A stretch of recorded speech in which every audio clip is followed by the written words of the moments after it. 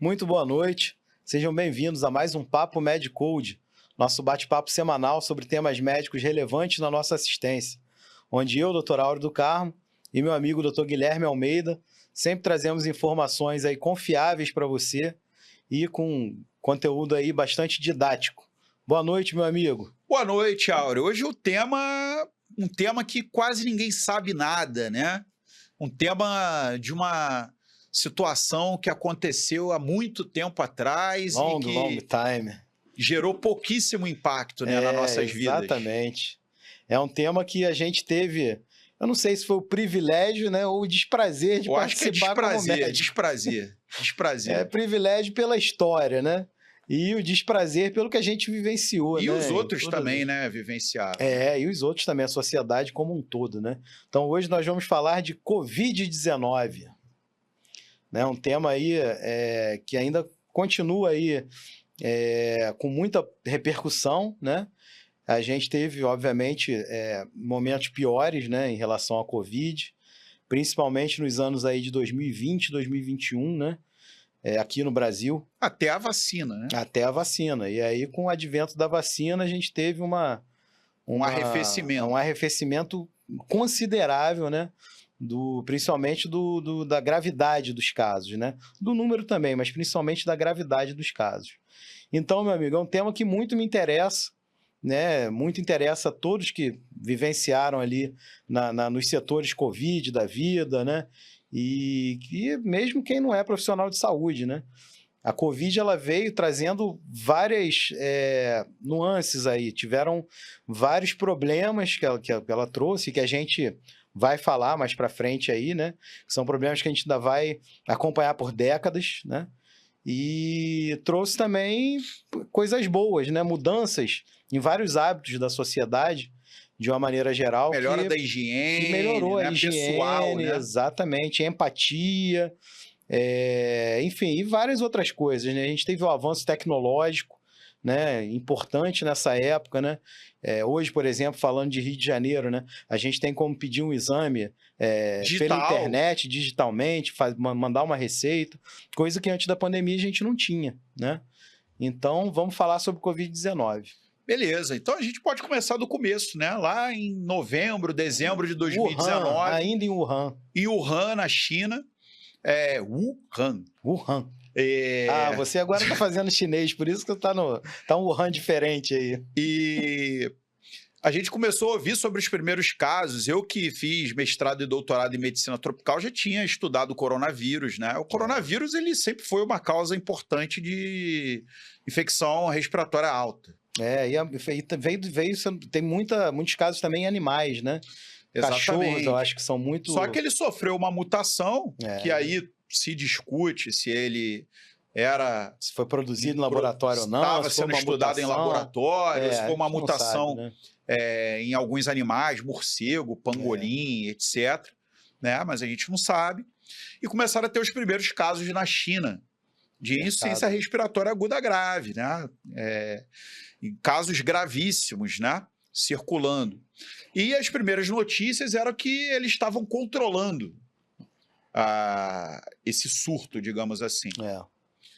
Só que a gente ainda não conhecia o potencial de transmissão desse vírus, que é o que mais me chama atenção nesse Covid-19. Aí a gente tem vários problemas aí, né? Primeiro, a característica do vírus. Certamente, qualquer vírus de transmissão respiratória, ele tem um potencial de número de casos explosivo. Mas a resistência dele a resistência no ambiente. E o número de partículas virais que você precisa inalar para poder... E a gente tem outro problema que é um problema político também, né? De lá da China, né? Que muitas das vezes o mundo não se preparou adequadamente, eu tive essa impressão. Exatamente. Se a gente tivesse tido a informação antes, né, eu acho que um grande momento histórico foi o Ano Novo Chinês. Se o Ano Novo Chinês não acontecesse, já existisse o distanciamento social no Ano Novo Chinês, eu acho que ele não se propagaria, pelo menos não na velocidade que foi. Né? E a única medida que você podia tomar naquele momento era contenção. Contenção.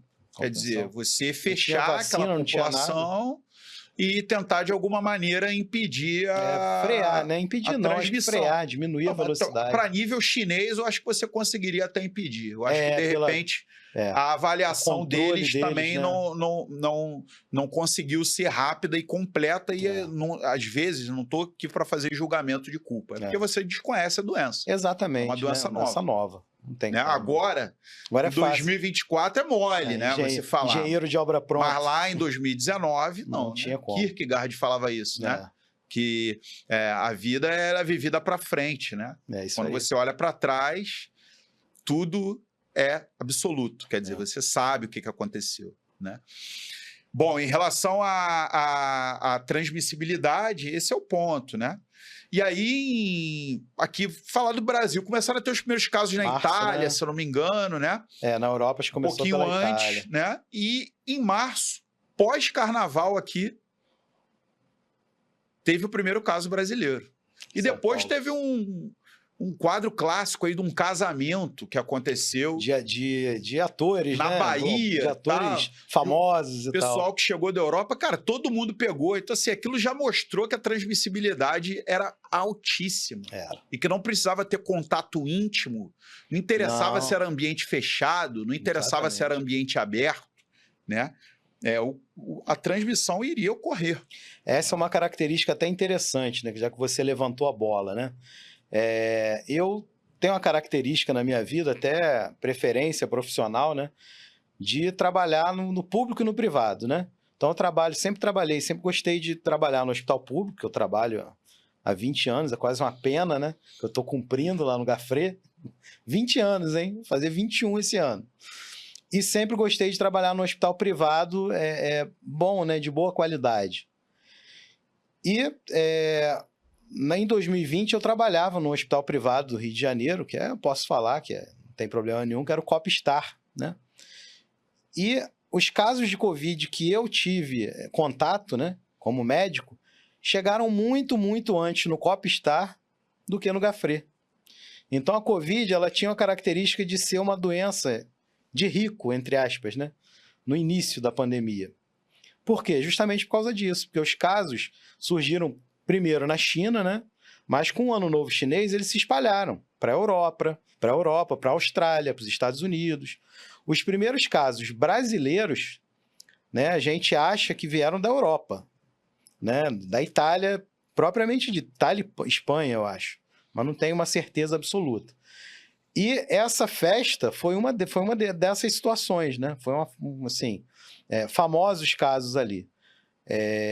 Então teve essa característica, né? Uma coisa interessante, que só quem viveu, né, na pandemia que tem essa informação. Que depois, né, pela transmissibilidade aí, meu amigo, chegou no Rio de Janeiro. Quando teve o primeiro caso de transmissão local, aí acabou. Né? Porque também a transmissão aérea, mas também permanência, né, em objetos, em tempo de dispersão objetos. no ar, né, que às vezes fica...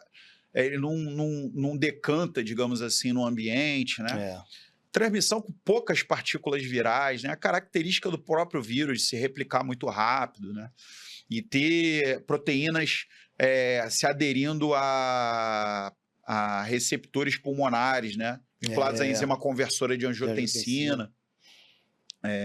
Isso aí, a biologia do vírus é de uma transmissibilidade incrível. E eu devo confessar para você, Auro, eu acho que, assim,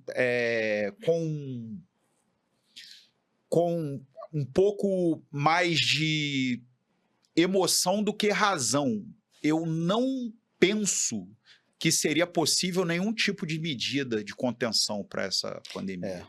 Eu também penso assim também.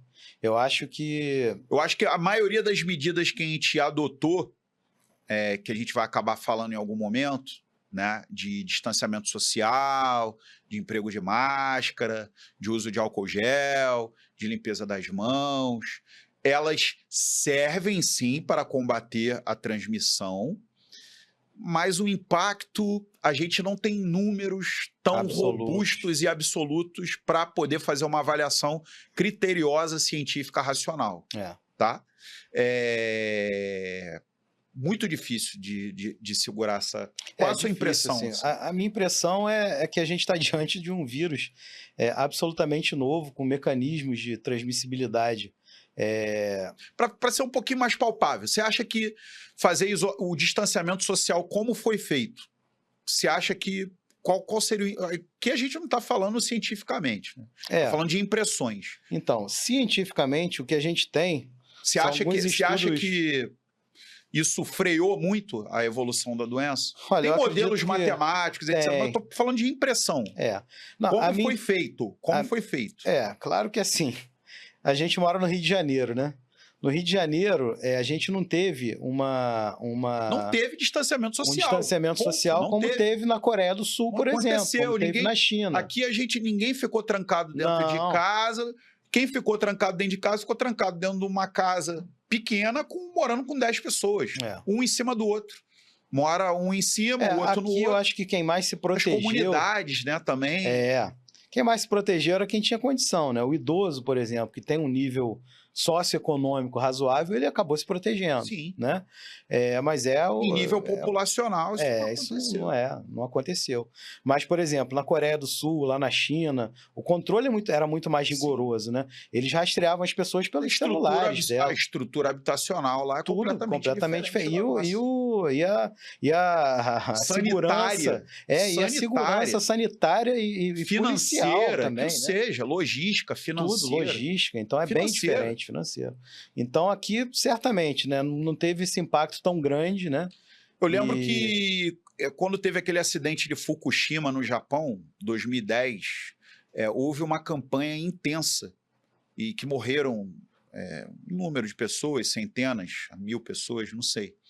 Mas houve uma campanha intensa para o fechamento das usinas atômicas no Japão, porque elas ofereciam um risco, tá? E isso foi levado a sério na política pública. E eles fecharam efetivamente algumas usinas. Sabe o que aconteceu? No inverno seguinte, morreram milhares de pessoas de frio. Porque a energia elétrica ficou mais cara. Não tinha como então, esquentar os ambientes. O que eu estou tentando dizer é que as políticas públicas, às vezes, com a melhor das intenções, às vezes acabam cometendo mais dano do que gerando benefício. E hoje... a gente tem dificuldade no nosso ambiente de fazer uma avaliação retrospectiva se as medidas de isolamento e distanciamento realizadas no Brasil tiveram o impacto que elas disseram que tinham. Eu estou contigo, eu acredito que não, né? E assim, infelizmente, né? E a questão da máscara, por exemplo? Olha, a questão da máscara, assim, tem alguns estudos biológicos em relação à máscara, né? E isso tem estudo lá que na época eu até li, né? Na época de 2020, né? Mas que não eram estudos clínicos.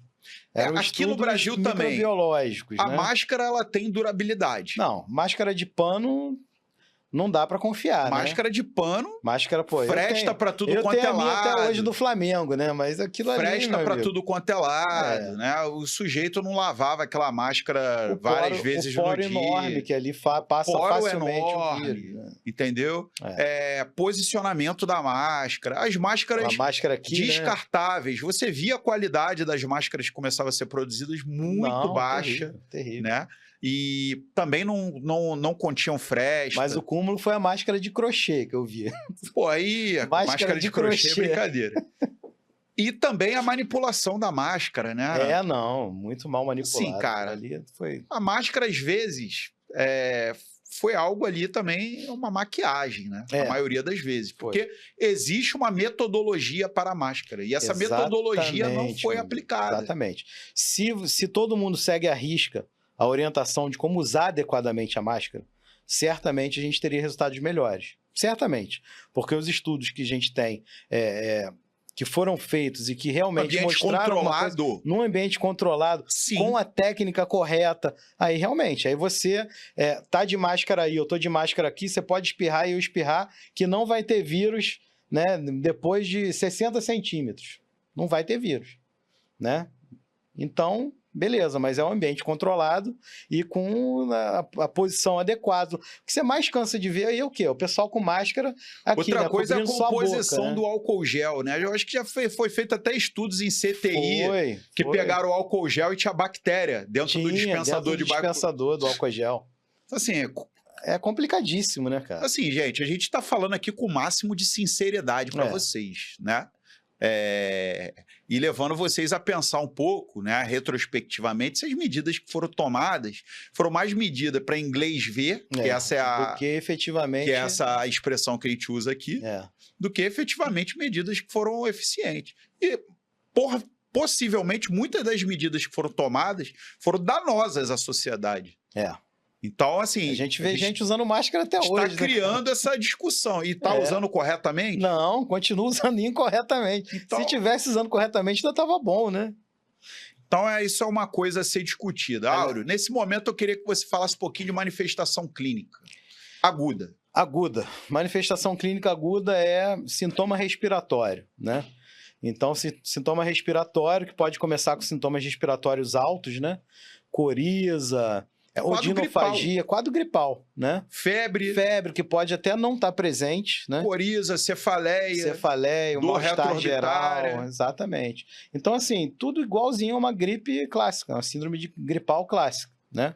Que pode ou não evoluir com uma síndrome respiratória aguda grave. Isso. E pode evoluir ou não com infecções secundárias. Perfeito. Perfeito. A síndrome respiratória aguda grave é caracterizada por uma insuficiência respiratória devido à inflamação da parede dos alvéolos. Isso. E vai ter secreção, e vai ter citotoxicidade direta e lesões, e vai ter alterações vasculares com microtrombos e etc. Exatamente. E vai levar a uma disfunção respiratória. Isso. Então, acho que num momento inicial, né, o que domina o quadro são as manifestações respiratórias, que podem evoluir para a forma mais grave ou não. Esse é o início do quadro. Evoluindo para a forma mais grave, você tem uma insuficiência respiratória e você tem um quadro inflamatório exuberante, né? Exuberante, que vai repercutir em alterações sistêmicas. Formações de trombo, ativação de cascata de coagulação. Isso.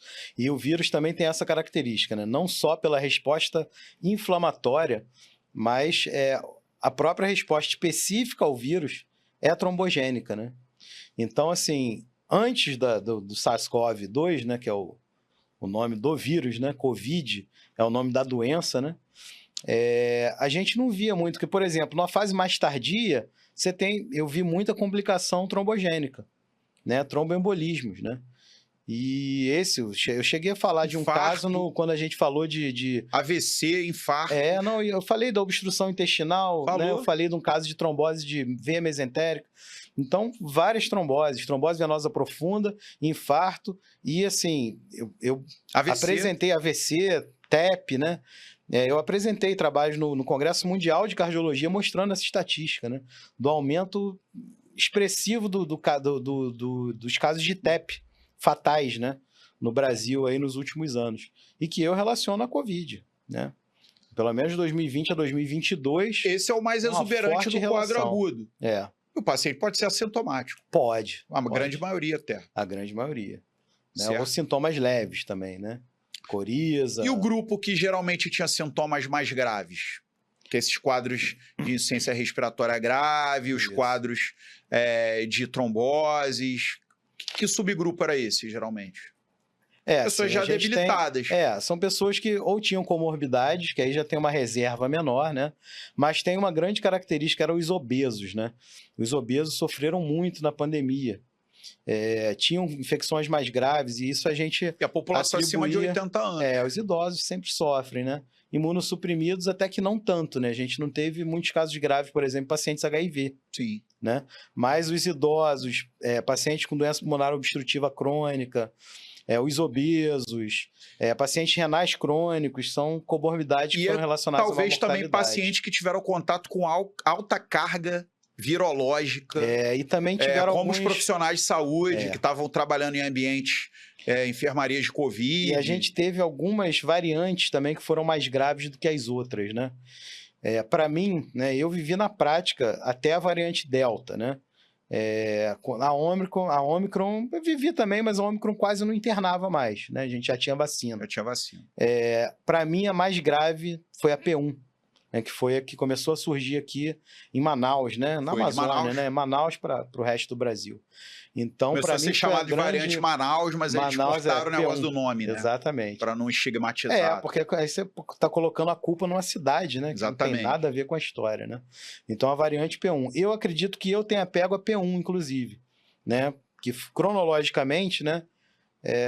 Provavelmente foi a minha variante, mas eu não cheguei a saber qual foi a variante, né? Fato é que eu fiquei em casa também, né? Até quiseram me internar, mas eu não quis, não. 40%, entre 25% e 50% de comprometimento pulmonar, mas sem outro sinal de gravidade, saturação boa. Né? Então, Beleza. Dentro da tua prática, eu queria que você falasse um pouquinho a importância do exame de tomografia computadorizada no segmento desses pacientes, ou na avaliação inicial. A tomografia computadorizada de tórax foi o exame que foi mais realizado, né, nos casos graves, né? O caso grave é aquele caso com comprometimento pulmonar, ponto, né? E quanto maior o comprometimento pulmonar, pior o prognóstico e maior a chance isso vinha nos laudos. Isso vinha nos laudos. Então, a gente tem uma classificação Tantos clínica por cento. que é, né, de 0 a 25, de 25 a 50 e maior que 50%. Né? E isso é bem determinado lá, a mortalidade bate direitinho com isso, né? Então, os casos acima de 50%, a recomendação era internar, ponto. Né? Dependendo ainda do dia que o paciente tivesse de doença, né? Os dias mais perigosos ali giravam ali entre o 7º e 12º dia, né? Então, se o paciente chegasse no 7º dia com 50% de comprometimento, sim, é muito provável que esse comprometimento aumentasse. Então, esse caso era de internação, ponto. Entendeu? Se o paciente tivesse, por exemplo, entre 25% e 50%, com comorbidades ou com algum critério clínico mais importante, tipo 25% a 50%, mas a saturação, né, da oximetria do paciente cai quando ele faz mínimos esforços. Então, já é um critério também clínico de internação, clínico radiológico, né? E a gente tinha os casos de comorbidades também, né? Comorbidades, a idade do paciente, enfim. Infecção secundária também. E a infecção secundária geralmente era mais tardia, né? Assim, aliás, é até mais um parênteses aí da Covid, né? A maioria dos casos não morreu na fase superaguda da doença. Não morreu pela destruição pulmonar, né? Que a inflamação, a resposta inflamatória causada pelo vírus proporcionava, né? Morria de pneumonia. Pneumonia bacteriana secundária. Sim. Né? E muitas das vezes, na maioria absoluta das vezes, é hospitalar. Nosocomial. Né? Então, pneumonia associada à ventilação mecânica. Então, a gente teve, né, uma explosão de casos de PAV, né, de pneumonia associada à ventilação, nessa época também. Né? Então, os pacientes morriam de sepse, de PAV. Né? Bora falar um pouquinho de manifestações crônicas do Covid, síndrome pós-Covid. A Covid longa, né? Hoje a gente chama de Covid longa. Outra manifestação aguda que eu queria chamar a atenção de vocês são as manifestações dermatológicas do Covid. A gente tem um atlas dermatológico com todas as alterações dermatológicas vinculadas ao Covid lá no Medcode, lá no elemento Covid, logo no início lá do seu aplicativo. Dá uma olhada lá, todas ilustradas, muito interessantes. Agora, em relação às manifestações clínicas crônicas, ou síndrome pós-Covid, digamos assim. Ou Covid longa. Ou Covid longa, como você preferir chamar. Uhum.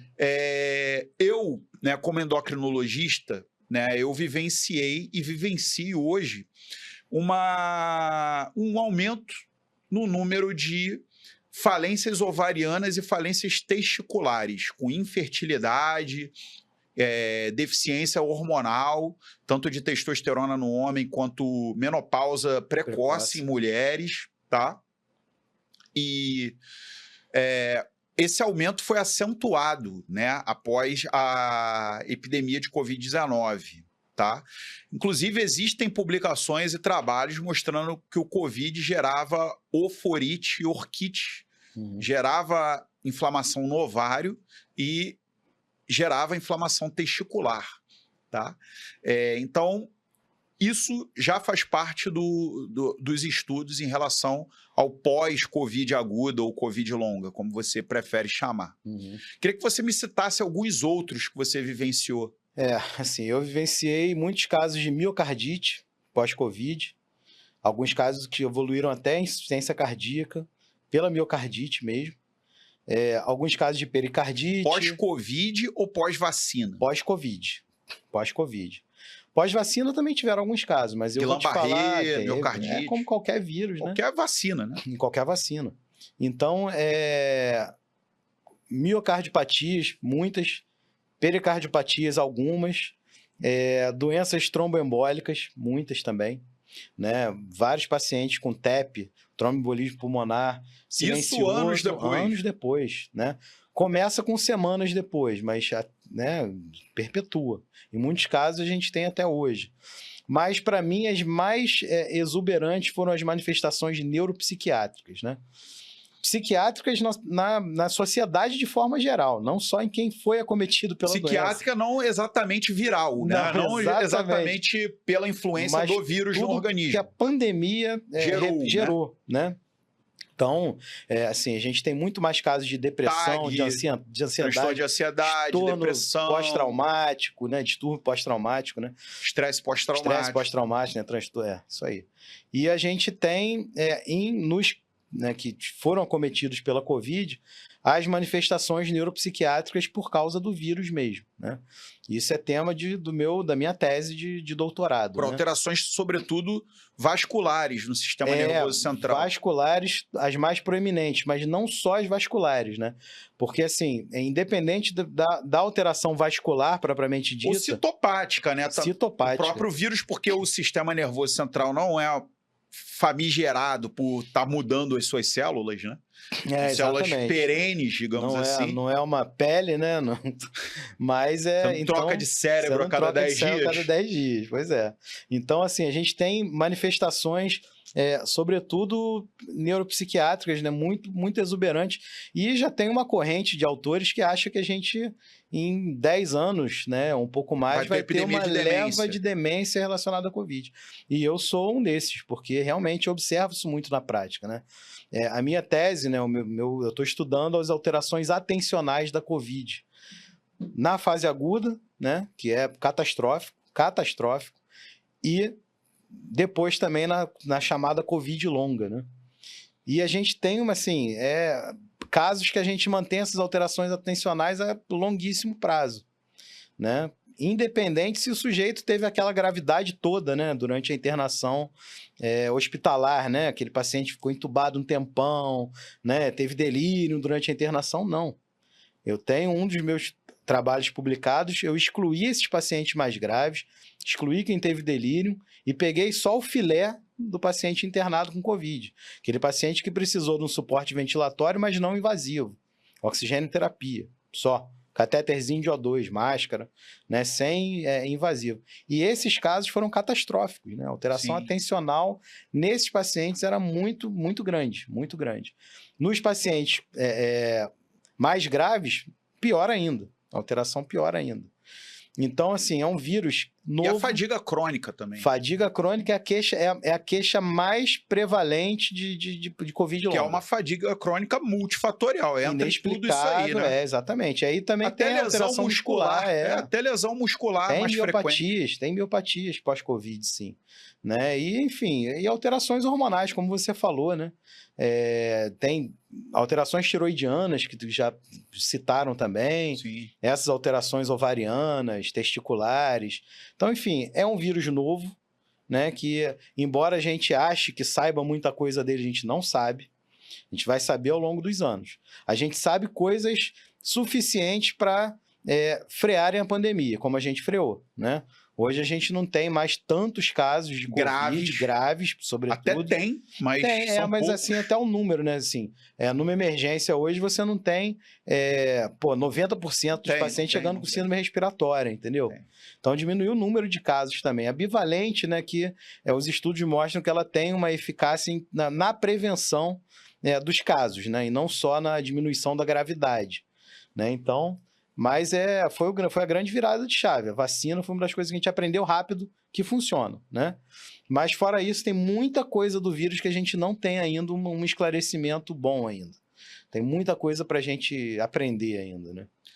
Tá vendo, gente? Gostaram do Papo MedCode de hoje sobre Covid-19? Na semana que vem nós vamos dar continuidade a esse mesmo bate-papo, falando um pouquinho mais sobre diagnóstico, falando um pouquinho mais sobre avaliação complementar, tratamento, como lidar com esses pacientes, uma pegada um pouco mais prática e contando alguns detalhes sobre o que foi feito durante a grande pandemia de Covid-19.